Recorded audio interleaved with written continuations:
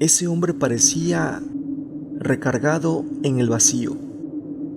Bajé la vista metros antes de llegar a su altura. No le vi la cara, solo sus zapatos, impecables, sobre la negrura de la cañada.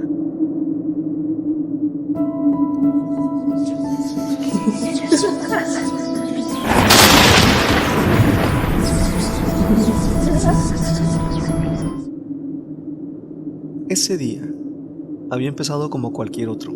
Llegué antes de las 8, todavía con el frío de la madrugada. El trascabo estaba donde lo habíamos dejado la tarde anterior, cubierto de polvo seco y las marcas del monte frescas en las llantas. Mi trabajo era el habitual, abrir una franja de camino a las afueras del pueblo, lejos de las últimas casas. Para ese tiempo ya nos habíamos adentrado bastante en ese monte inmenso y solitario, con ese silencio raro que tienen los lugares donde nunca pasa nadie.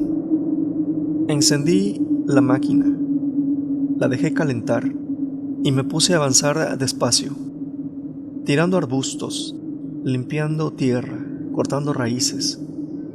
Se suponía que terminaría a las 6 de la tarde, el turno de todos los días. Era la costumbre. Acabábamos rendidos, pero antes de irnos, cada quien se arrimaba a la camioneta y nos echábamos un rato de charla, acompañada de bebidas. Ya nos había agarrado la noche varias veces en esos sitios lejanos, pero nunca nos importó demasiado. Las caminatas de regreso entre el relajo y el cansancio del día siempre habían sido agradables. Éramos un grupo acostumbrado al monte y a sus horas oscuras. En una de esas noches, uno de mis compañeros mencionó un atajo. Lo curioso es que ya habíamos pasado por esa zona varias veces y jamás lo había comentado. Todos llevábamos el cansancio del día encima, así que lo molestamos por guardarse ese atajo. Él respondió: es cruzando la cañada. Y con eso bastó. Hubo un rato de silencio. Todos sabíamos de la cañada, pero aún así lo seguimos. Caminamos entre el monte, hasta que la vegetación se abrió de golpe, y nos encontramos con la cañada, silenciosa, casi escondida. Y por encima cruzaba un puente viejo, muy viejo. No era alto, pero sí estrecho. Apenas cabía una persona a la vez. Cruzamos sin prisa, uno detrás de otro. Al llegar al otro lado, seguimos avanzando por un sendero estrecho hasta que finalmente vimos las primeras luces del pueblo. Desde que mencionaron la cañada, el grupo había perdido un poco el relajo, pero al ver las luces del pueblo, lo recuperamos. Llegamos de noche, cansados pero animados, celebrando la nueva ruta como si fuera un descubrimiento, aunque en realidad nos ahorraba más de 40 minutos de camino.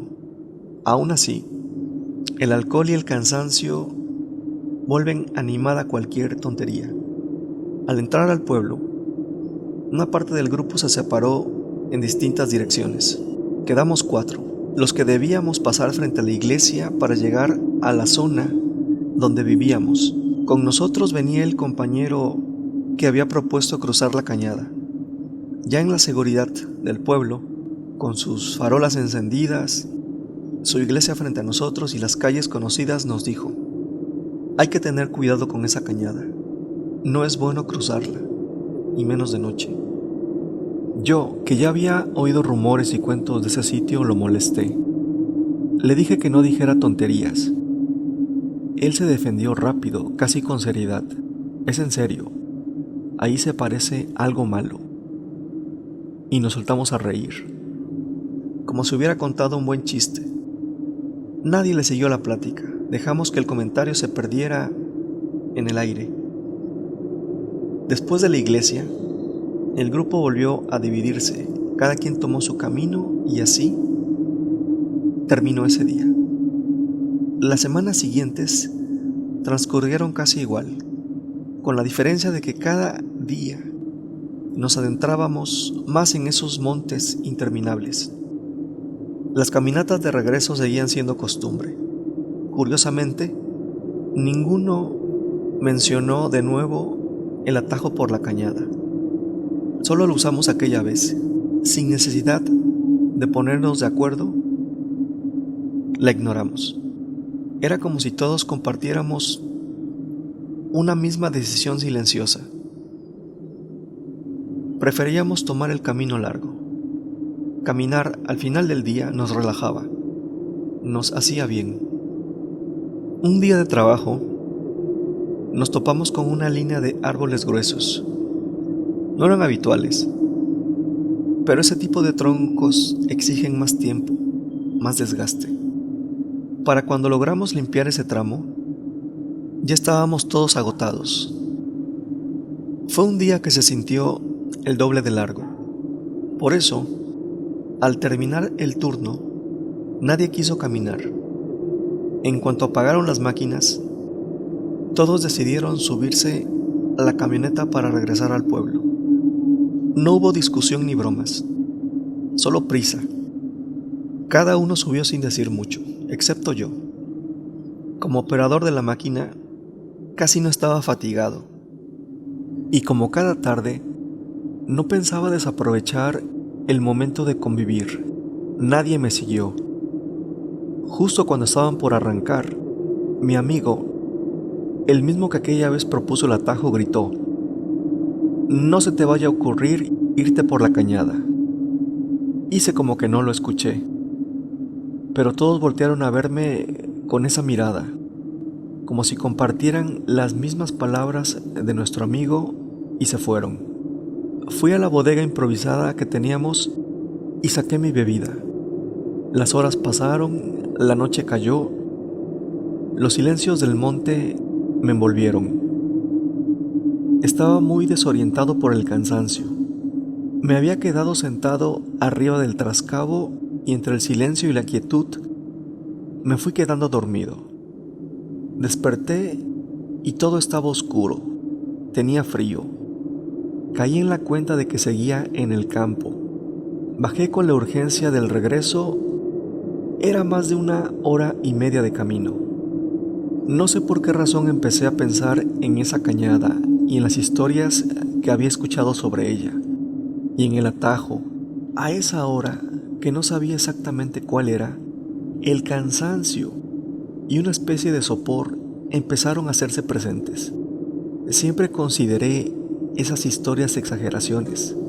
Cansado, llegué al cruce que conducía al atajo, pensando en ese tramo que ya no quería caminar. Solo es un puente corto, dije. Crucé la vegetación densa que ocultaba la cañada y me acerqué a unos metros del puente viejo. Pero algo en el ambiente me hizo tensarme. Avancé con cautela, con ese instinto que te avisa que no estás solo. No sabía exactamente qué era, pero había demasiado silencio, como si esa noche contuviera el aliento. Entonces, algo llamó mi atención. Entre la oscuridad, casi al final del puente, una pequeña brasa se agitaba. Era tenue, roja, como un punto suspendido en la nada, y la oscuridad alrededor del fondo de la cañada parecía más espesa, más pesada. Tardé un momento, al pie del puente, en reconocer una silueta. Vi lo que era. Alguien estaba parado junto al puente, recargado, y mientras mis ojos se acostumbraban a la oscuridad, lo distinguí. Era un hombre. Noté algo más mientras avanzaba lentamente hacia el puente. Ese hombre seguía ahí, recargado, y la brasa que había visto moverse era la punta de un cigarro. que agitaba mientras fumaba, soplando el humo hacia el centro del puente. Pero había algo más. Me forcé a mantener la calma. El hombre vestía ropas elegantes, zapatos pulcros, demasiado limpios para ese lugar. Lo que no lograba aceptar, aquello en lo que mis ojos se clavaban una y otra vez, eran sus zapatos. Ese hombre parecía suspendido junto al puente. Flotaba al lado de él, recargado en el vacío. Bajé la vista metros antes de llegar a su altura. No le vi la cara, solo sus zapatos, impecables, suspendidos junto al puente, sobre la negrura de la cañada. Su voz me alcanzó, envuelto en ese olor a tabaco dulce. Una voz hueca me dijo: «Buenas noches». Con una calma desconcertante, le devolví el saludo sin perder de vista el final del puente. Esos últimos pasos fueron eternos, y cuando estaba a punto de llegar al otro lado, su voz volvió a sonar: «Buenas noches», y dijo mi nombre.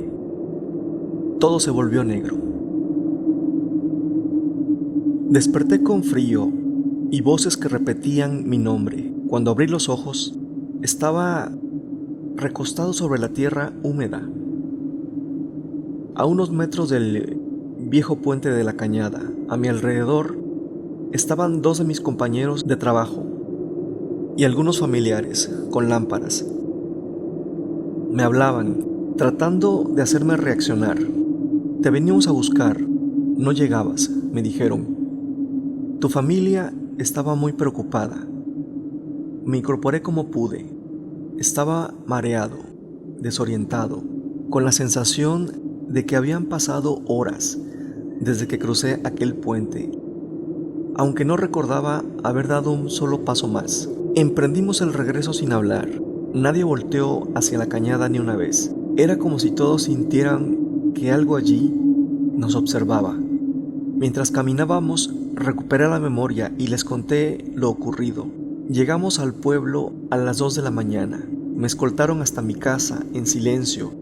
Mis amigos se despidieron a prisa. Querían llegar a sus casas. Al día siguiente no fui a trabajar.